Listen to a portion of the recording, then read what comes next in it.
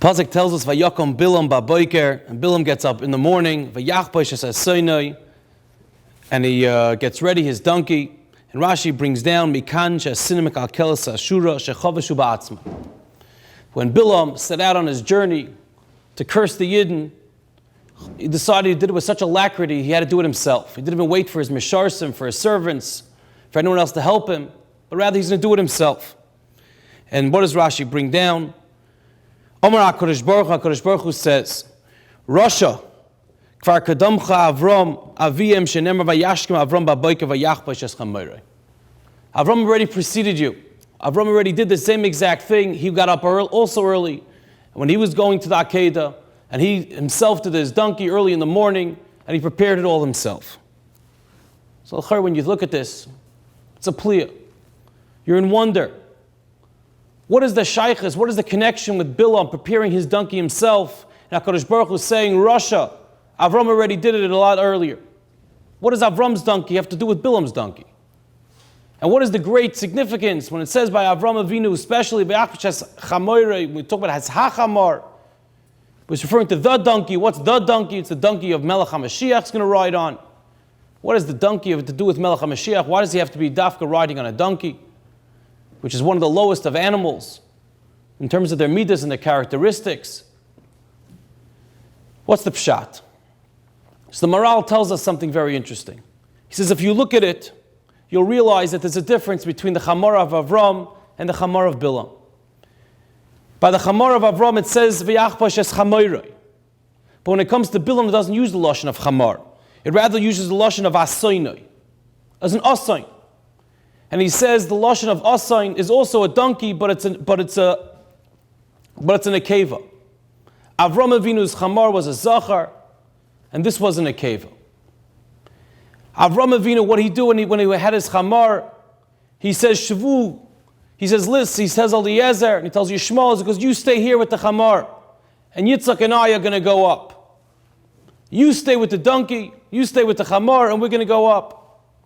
When it comes to Bilam, it says Baal Asainai, he had relations with his Asain, with his donkey. Zakta Maral, something tremendously. He says that when it comes to the Chamar, which is a lashon of Chumrius, Chomer, which is all Gashmius, the Chamar is the one who's lazy, who's obstinate, who's akshonis, refuses to move, to grow, to do anything with alacrity, anything with the zrizas, anything that's necessary to grow. He'd rather just stay behind, unmotivated, do what he has to do, wallowing in his Gashmius. So Avram Avinu, he says, when I have to prepare myself for Avodas Hashem, Yitzchak and I are going up for an Akedah to connect HaKadosh Baruch Hu, you have to stay with the Chamar. The Chamar has to stay behind. The Chumrius, that lowliness, the Gashmius, has to stay behind while we try to raise ourselves up and grow in our Yiddishkeit, grow in our connection to HaKadosh Baruch Hu. The two can't mix. It's like oil and water. The Chamar has to stay behind, and only afterwards, v'neshuva eleichem, as he says.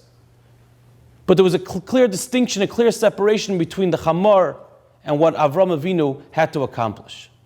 But by Bilam, it was the exact opposite. By Bilam, it was Baal Asainai. It was an akeva. He became one with his Asain. He became one with his donkey.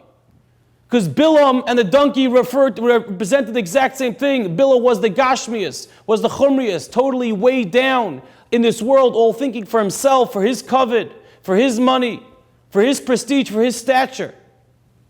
That was Bilam. He was Baal Asaina. He was considered one with the Chamar. That was the difference in Avram Avinu's Chamar and Bilam's Chamar. So Zokt Rashi tells us, Vayachbash es Asainai, Bilam, this is what you did it with your zrizas. You had a connection. Your Chamar, Avram Avinu, already preceded you with a whole different Chamar. And Avram Avinu is the way that it has to be done. That's the way Avodas Hashem. You take that same Chamar, and he upgraded it. You raised it up to one of a connection with HaKadosh Baruch Hu because he left that part behind. But we know ultimately, as Avram Avinu says with V'nashuva, we're going to return back to the Chamar. We don't live in Har Moriah. We don't live in a Kedadika life our entire lives. Rather, it's one that we are in the Chumrius. We are in the mud. We deal with the Gashmius on a consistent basis.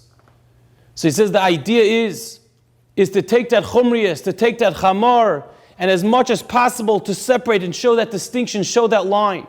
As here, what I have to do to live in this world in a proper society, the way HaKadosh Baruch Hu put me here. And the way I elevate it is by showing sometimes I'm going to return. But right now I have to separate it. Showing that it's not one, but rather it's two different things. And I have to, that's the way I elevate that chumriyas, by leaving it aside at certain times. That's the idea of Melech HaMashiach, not necessarily riding on an actual physical chamar, but rather that who's going to bring Melech HaMashiach is someone who personified this idea fully, and someone who lived this up to the way that it's supposed to be, by giving a 100% clear distinction, showing that separation between this is the chumriyas, these are the gashmiyas, these are the things which bring me down and make me not grow and make me be obstinate and akshonas and unmotivated in life.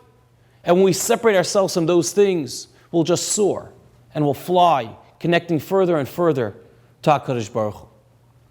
I think just to end off and to conclude, this past week obviously, with the tragic news that we've all witnessed and seen and heard and experienced, is that idea, do you realize that at certain times it hits you? Unfortunately, we shouldn't be looking for more of these reminders. But it hits you what our priorities are in life. And we see that these are the gashmiyas and the things that we run after our entire lives. Is it really worth it? Is that really what's getting us going? Is that really what's causing us to live our lives? Or perhaps there's a deeper meaning. And there's something more meaningful. And that's ultimately, which is our dveikus b'Hashem, our connecting to HaKadosh Baruch Hu in the proper manner. May it be a schus for those neshamas, and a schus for our lebedik neshamas. That as we realize the lesson and we take the ideas of Avram's chamar, and not the way Bilam lived with his chamar, and we'll become closer and closer to HaKadosh Baruch Hu, and ultimately bring the Melech HaMashiach b'mheir b'yameinu. Shabbos.